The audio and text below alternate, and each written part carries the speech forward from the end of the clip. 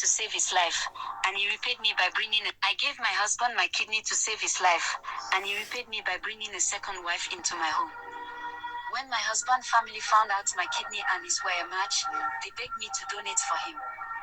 My husband and I had been married for 8 years, and it is so sad to see him always in pain. So I agreed to do it for him and our 2 kids.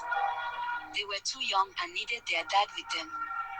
I went through the surgery and the transplant was successful. My husband was all grateful to me and promised to stand by me all the days of his life. And more of other promises I can't remember. So both of us recuperated well and we were fine in a few months. The following 6 months was the happiest of my life. My husband would buy me gifts whenever he was coming back from work. He would take my kids and I on vacation.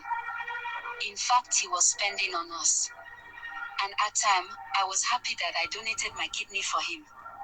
It was not until I fell sick myself. My husband was at work when I fainted.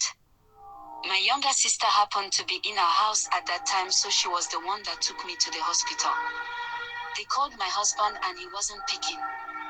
When he finally picked up and heard I was sick, he told my little sister that he was busy. And all of that day, my husband never visited me at the hospital. I wasn't taking it serious until my younger sister passed a comment that, "You see how he's treating you after you donated your kidney?" I shouted her up.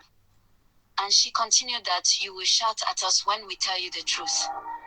Why don't you pretend you are not well and see if he really loves you as you tell us?"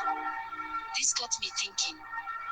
My sickness was just because I had not rested well, so I was discharged the next day. My husband was actually in the house when I got home. This man was relaxing on the couch.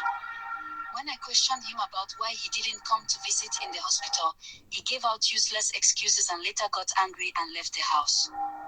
This later got me thinking about what my little sister said, and I decided to do that.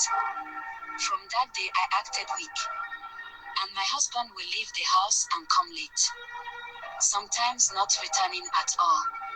He started shouting at me at the smallest things. Fast forward, I was there one day when I saw my husband and his family. With a lady I was not familiar with. I welcomed them with a smiling face. My father-in-law was the first to talk. This man actually opened his mouth to tell me that, "Cynthia, you are very weak, and because of that your husband has complained to us that you can't perform your wifely duties at night. So we decided to ease your burden by finding you a